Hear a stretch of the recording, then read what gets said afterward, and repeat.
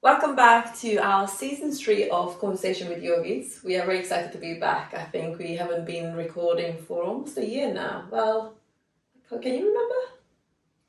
Since October. Yeah. So what's that, like eight months? Yeah. 9 months?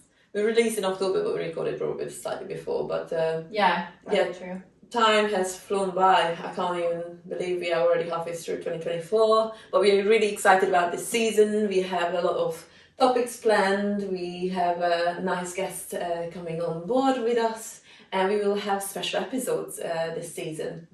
Yeah. So we have a lot in our purse, or I don't know actually how you say that in English. We can say a lot in our bag. A lot in our bag, not purse. Purse sounds fancier. So yes, we're very excited to get going. But we thought we were going to start our season with catching up with each other to see what happened with us, what we've been up to. We have quite big life changes for both of us in this past 8 months. So we thought we were going to start with that. So why don't we start with Ashley? What have you been up to this last few months? Yeah, big changes.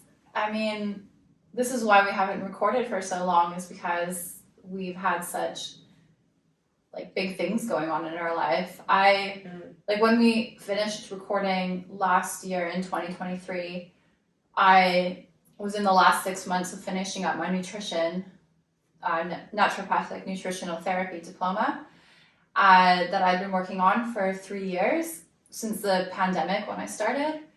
And I was a massive stress case. I was like losing my mind basically because I had 7 papers due in 6 months and final exams, and I had to get all my clinics done and passed. So it was an extremely stressful time. And I don't know how I made it through, but when I was in it, I never thought it was going to end. Yeah. And I was very anxious. I was very stressed. I was getting set off by the littlest things. So I kind of disappeared in all respects from yoga, except for like teaching my classes that were already in my schedule. I didn't really do much extra. We did a day retreat in March, I believe, and a retreat in April. But other than that, I just been in school, finished that up in end of March. And then me and my partner had like planned a big trip to Jordan and Egypt. So literally I handed in all of my schoolwork and I'm like, right, I'm out of here, literally scrambling to pack my suitcase. I'm like, do I have everything? We're going on this big hike in Jordan to Petra, and flew in a plane there, like saw mind-blowing human history, the wonders of the world, Petra, the pyramids, the tombs in Egypt of the Valley of the Kings and Queens. Like, it was all so incredible. Yeah, and you see things that are like 3,000 years old. Like, we went to the Egyptian museum in Cairo, and they had like an exhibit of King Tut's tomb and all the contents from it. And like, you're telling me this is 3,000 years old and it's like perfectly pristine. Like, it looks crazy, unbelievable. Like, yeah, it was mind-blowing. And then after that, when I got back, we did our retreat in April to Norfolk. Yes. Which I still can't say right. Norfolk. I mean, you asked the wrong person. I'm not English either. I know, we're not from here, but we still don't know how to say it. I think you pronounce it too like pronounce every letter and kind of not supposed to. Such is the Canadian accent. We like to pronounce all the letters.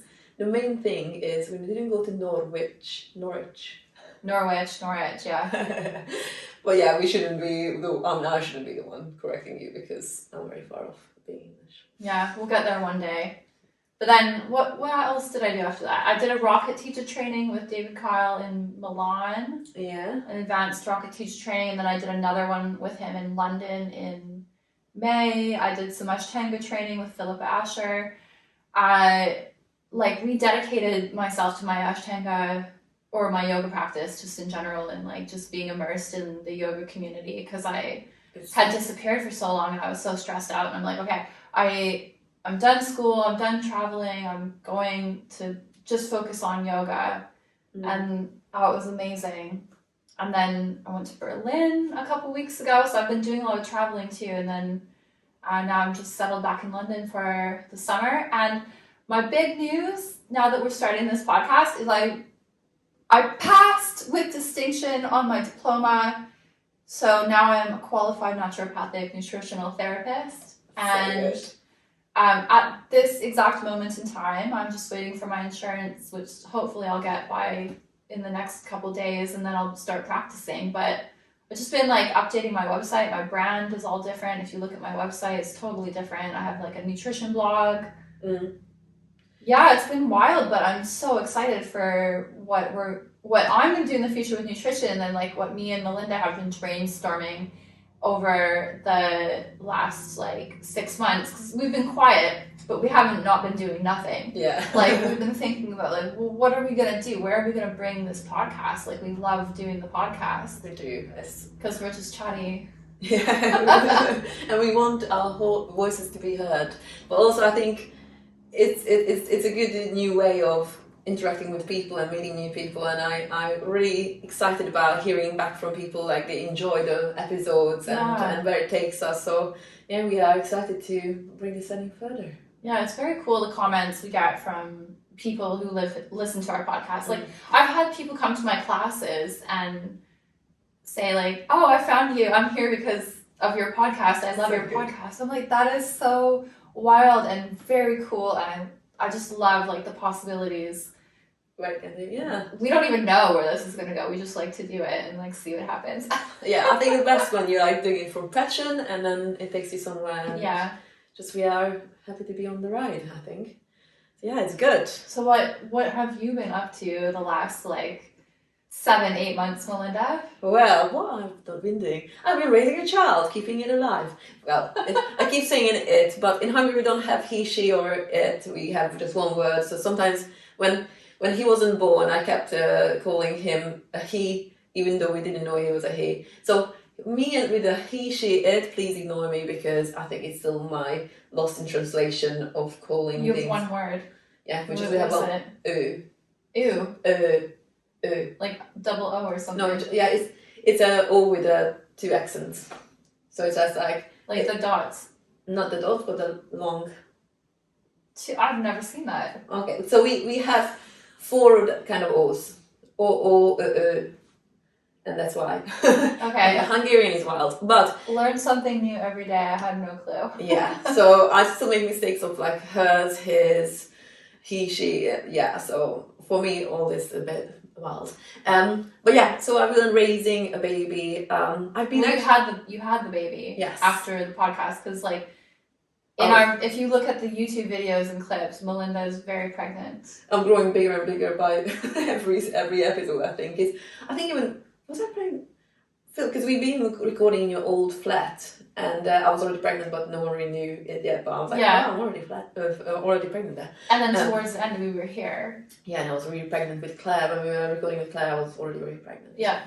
But I kind of worked up until birth, because I went into labour still teaching my class. I was teaching my online Zoom class, and I was sitting, I didn't really demonstrate anymore, but I was sitting and I'm like, these contractions doesn't feel like Braxton Hicks anymore. So you can have Braxton Hicks, which are like practice contractions, your body's preparing you for birth. And I had that for weeks, and I kind of like go on with them.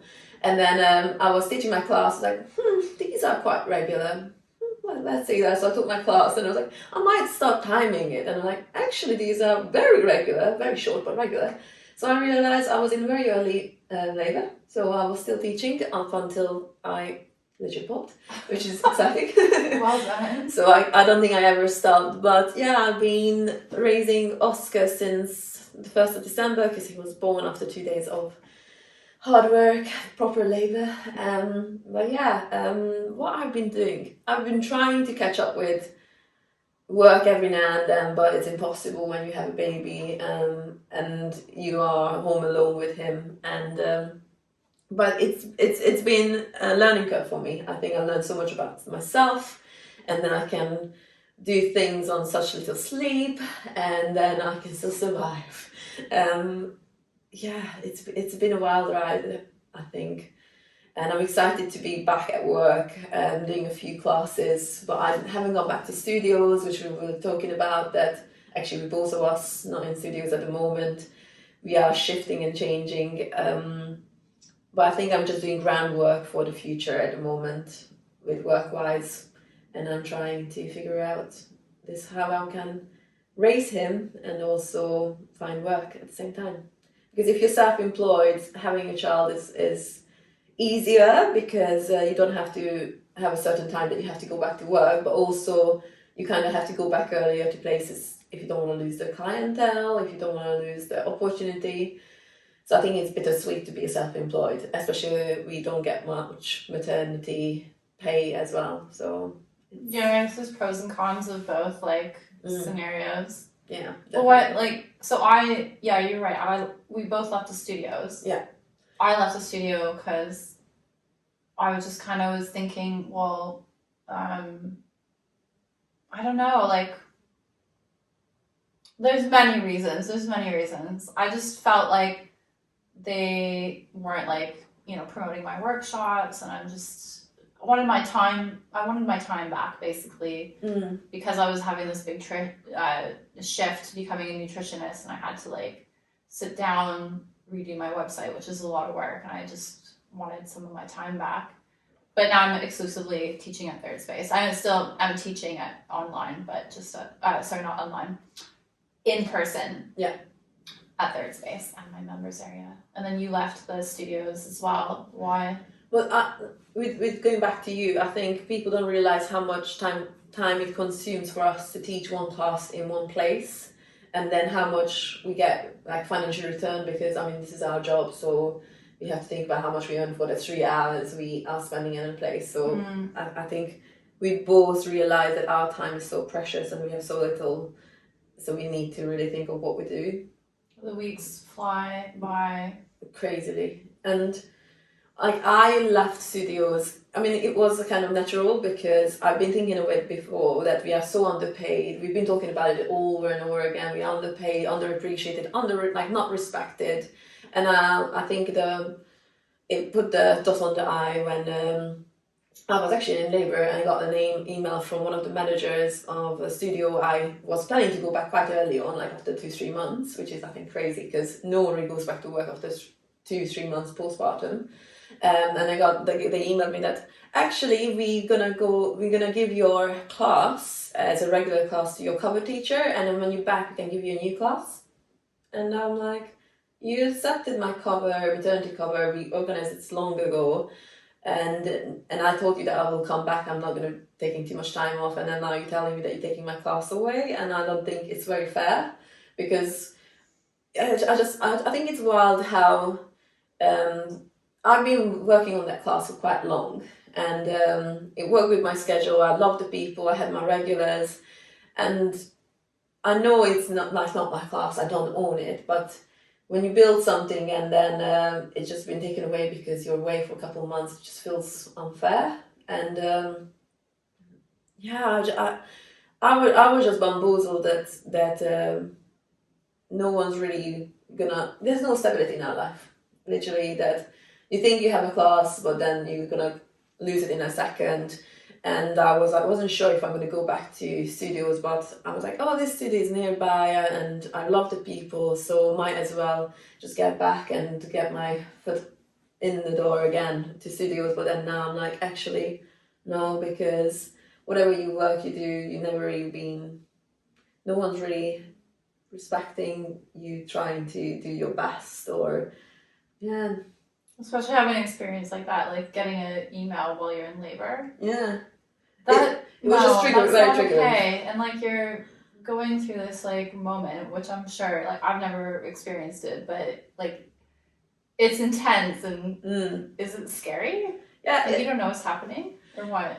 It's, to be fair, I could still check my emails because it takes so long. So you just when the email popped up, I was like, oh, that's a bit odd that I'm getting an email from them. So I opened it, but it was so triggering that I had to just turn it off, and I haven't gone back to it for 2 weeks because I didn't know what to react to it.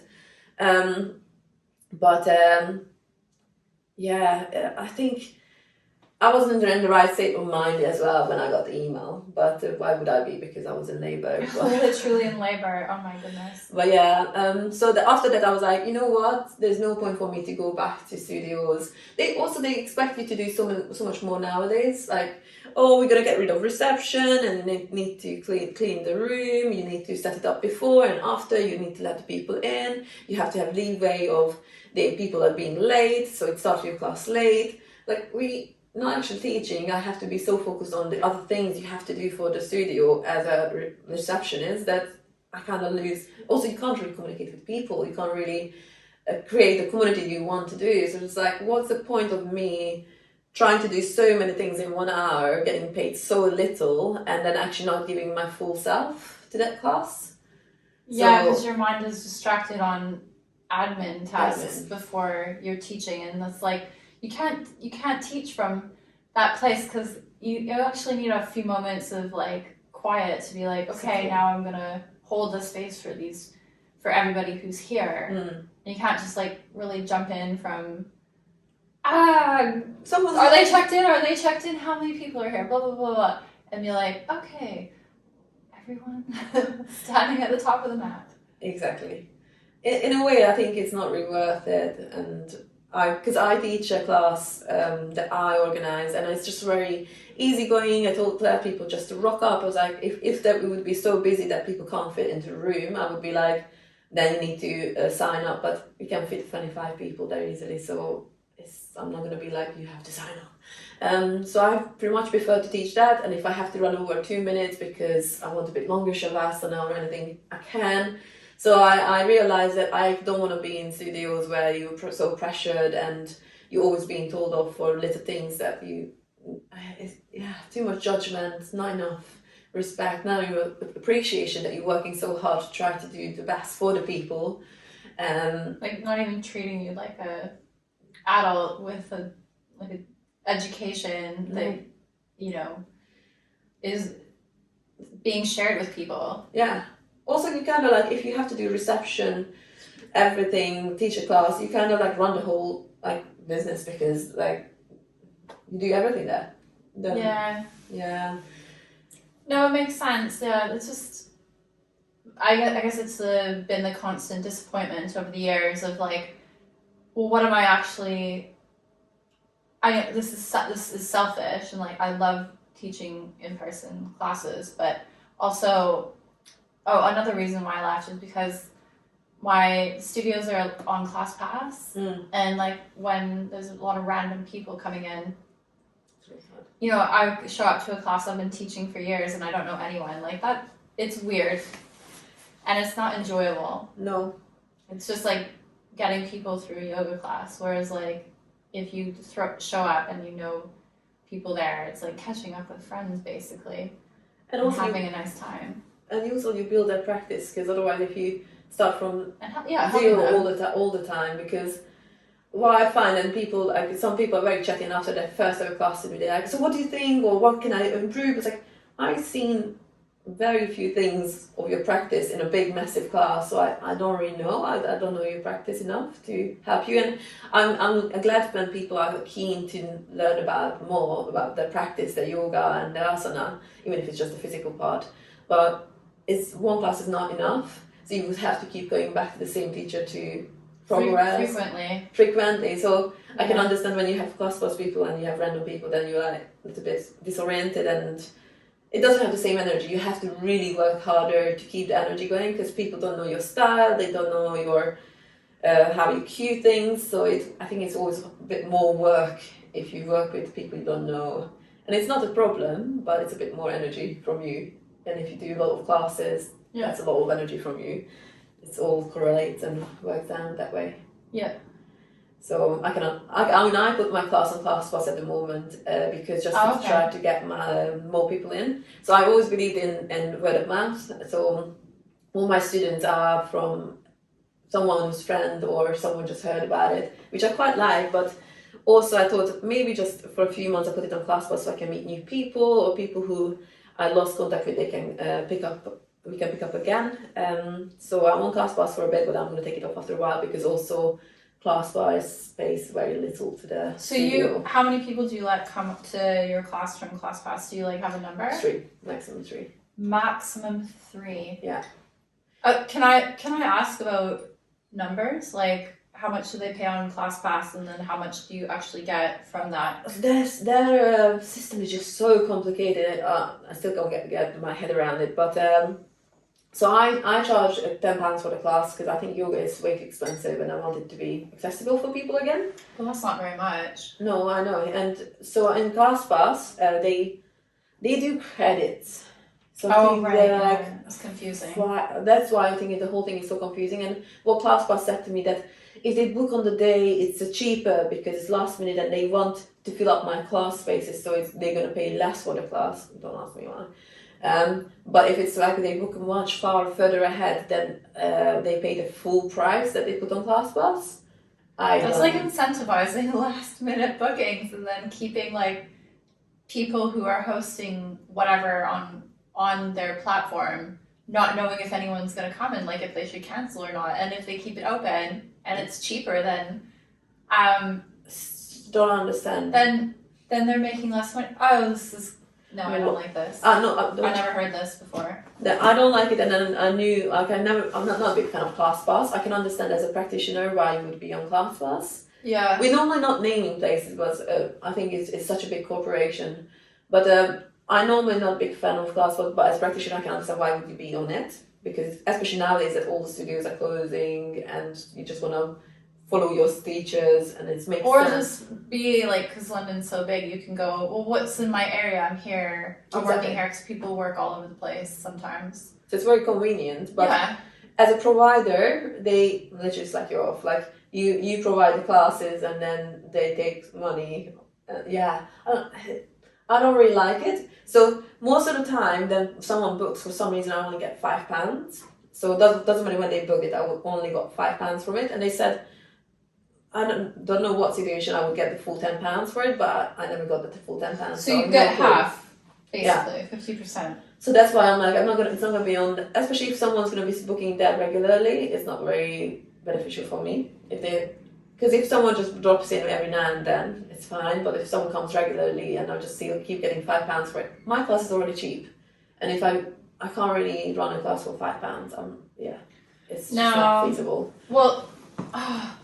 Yeah, I guess like whoever's listening to this, if you can like go to one place frequently and support that place, do it, because even the last few months, like several yoga studios have closed. Yeah. Like where we did our day retreats, they've closed. Did you know that?